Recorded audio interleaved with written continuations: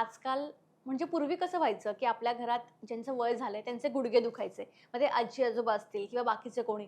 पण आता तसं नाहीये. 30मध्ये आणि 40मध्ये सुद्धा गुडघे दुखतायत. तर नेमकं याच्या मागचं काय कारण आहे आणि कुठेतरी याला लाईफस्टाईल आजची जबाबदार आहे का? सगळ्यात महत्त्वाचे म्हणजे लाईफस्टाईलच ह्याला जबाबदार आहे. हं.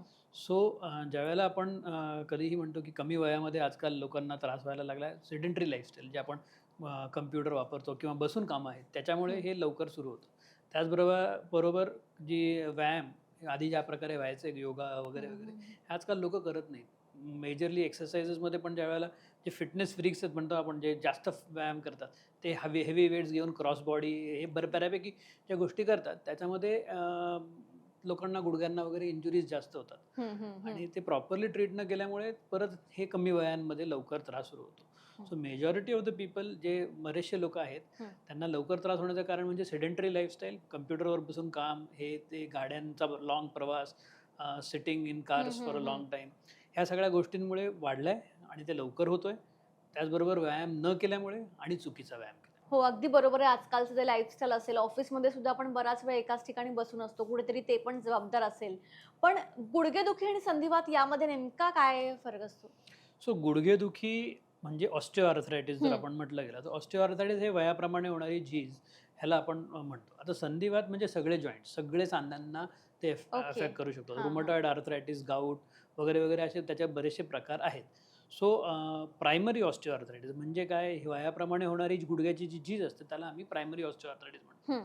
प्रायमरी ऑस्टिओआर्थरायटिस हे वयाप्रमाणे होतं. 50-55च्या नंतर फिमेल्समध्ये आणि 60च्या नंतर मेल्समध्ये हे कॉमन पाहिलं जात होतं. आता आपला जो पहिला प्रश्न होता, की हां, कमी वयात व्हायला लागलंय, पण हो, कमी वयात पण ते सुरुवात पाहतो आपण त्याची. हां, हां, जर हां. थोपवलं तर ते थांबणार, स्लोवर प्रोग्रेशन होणार. जे संधिवात म्हणतो, that is rheumatoid arthritis. Immune reaction असते शरीराच्या अगेन्स्ट. त्याच्यामध्ये रुमॅटॉइड आर्थरायटिस हे सगळ्यात कॉमन पाहिलं जातं आणि युरिक ॲसिड वाढल्यामुळे गाऊट हा हं. प्रकार हा कॉमनली पाहिला जातो. गाऊटमध्ये काय असतं, की युरिक ॲसिड म्हटलं तो एखादा जॉइंट पकडतो मेजरली. पण रुमॅटॉइडमध्ये बरेचसे मल्टिपल जॉइंट्स वगैरे वगैरेला पेन होऊ शकतं. तो संधिवात ज्याला असतो त्यालाही लवकर झीज जी आहे गुडघ्याची वगैरे किंवा जॉइंट्स लवकर कमी वयामध्ये खराब होऊ शकतात. व्हेअरएज जो नॉर्मल गुडघेदुखी म्हणतो ते वयाप्रमाणेच होते. अगदी, अगदी. आणि आणखी एक महत्त्वाचं म्हणजे जेव्हा महिला असतात ना, गुडघेदुखी मोस्टली त्यांच्यातच जास्त करून दिसून येते. कारण का मला असं वाटतं, की वयानुसार त्यांचं वजन पण वाढत जातं. सो कुठेतरी त्या हेवी वजनाचा पण कुठेतरी गुडघ्यावर काही परिणाम होतो का? सो आता हे 2 वेगवेगळे प्रश्न हां, आहेत. जर बरोबर. महिला हं. पकडून घेऊया आपण वेगळं आणि वजन हे दुसरा हं. प्रश्न आहे. सो जर महिलांमध्ये आपण पाहायला गेलं, फिमेल्समध्ये मेजरली आपल्याला पाहायला जातं, की पोस्ट मेनोपॉझल एज हं. म्हणजे ज्यावेळेला 45 मध्ये ज्यावेळेला पिरियड्स बंद व्हायला सुरू होतात, त्यावेळेला हार्मोनल चेंजेस बऱ्यापैकी होतात. हं. ज्यावेळेला हार्मोनल चेंजेस बऱ्यापैकी होत आहेत, त्यावेळेला त्यांना हात लवकर त्रास होतो. कारण बोन कॅल्शियम डेफिशियन्सी सुरू होतात. There are multiple changes that happen which causes hormonal changes जे आपण म्हणतो. ज्याच्यामुळे वजन पण वाढतं हं, हं, काही हं. लोकांना वॉटर रिटेन्शन होतं आणि कॅल्शियम डेफिशियन्सी प्लस जे लिगामेंट लॅक्सिटी ह्या सगळ्या गोष्टींमुळे त्यांची गुडघ्यांची आणि ह्याची झीज लवकर होते. सो ऑस्टिओपोरोसिस इज ऑल्सो म्हणजे ज्याच्यानी हाडं ठिसूळ पण आहे. ऑस्टिओपोरोसिस आम्ही त्याला हाडं ठिसूळ होण्याला ऑस्टिओपोरोसिस म्हटलं जातं. त्याच्यानी लवकर ऑस्टिओआर्थरायटिस म्हणजे सांधेदुखी, गुडघेदुखी हे लवकर चालू होतं. महिलांमध्ये आम्ही नॉर्मली ते 45 टू 50 मध्ये कॉमनली पाहिलं जातं. हं. मेल्समध्ये हीच गोष्ट 60-65 च्या नंतर सुरू होते. आता सेकंड क्वेश्चन म्हणजे वजन. वजन. सो वजन हे इज अ मेजर फॅक्टर. ज्याचं वेट जास्त आहे त्याला लवकर ऑस्टिओआर्थरायटिस होणार. कमी वयात ऑस्टिओआर्थरायटिस होणार.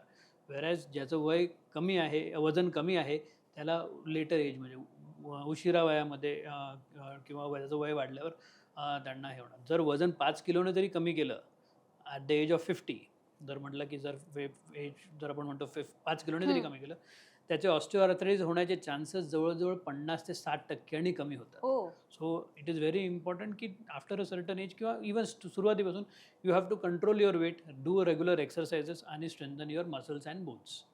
म्हणजे एकंदरीत वजन मेंटेन ठेवणं हे पण खूप महत्वाचं आहे. फार महत्त्वाचं आहे.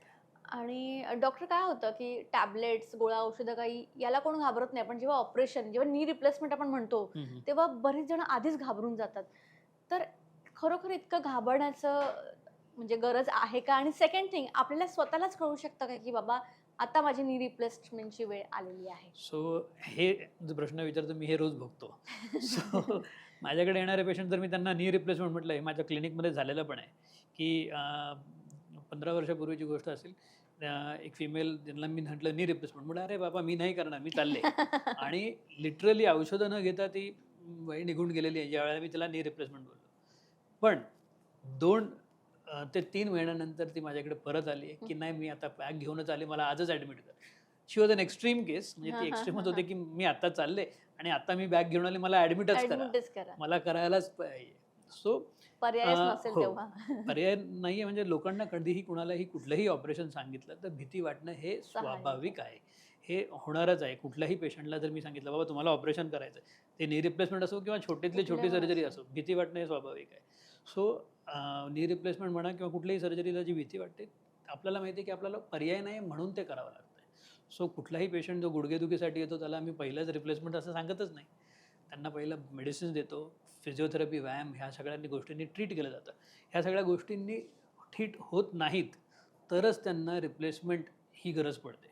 सो ज्यावेळेला तुम्हाला आराम पडत नाही आहे कुठल्या गोष्टींनी, औषधांनी, गोळ्यांनी, व्यायामाने, वेट लॉस आणि वगैरे सगळ्या गोष्टींनी तुमची ॲक्टिव्हिटी कमी होते, त्यावेळेला समजून घ्या की मला आता रिप्लेसमेंटची गरज आहे आणि जाऊन ट्रीट करून तुमच्या कामाला परत लागा. Simple as that. म्हणजे इतकं टेन्शन घेण्याची गरज बिलकुल तेवढी नाही. नाही आहे. बिलकुल नाही. वेळ लागतो 15-20 दिवस बेसिक एक्सरसाइजेस आणि 1.5-2 महिने कंप्लीट रिकव्हरी. That's it. तुम्ही you are back to your normal life. तुम्हाला जे करायचं आहे, जे तुमच्या वयाप्रमाणे तुमच्यासारखं आहे. 50 वर्षाचा माणूस आहे तो 50 वर्षासारखा पळणार आणि 80 वर्षासारखा 80 वर्षाचा पण तो चालणार आरामात.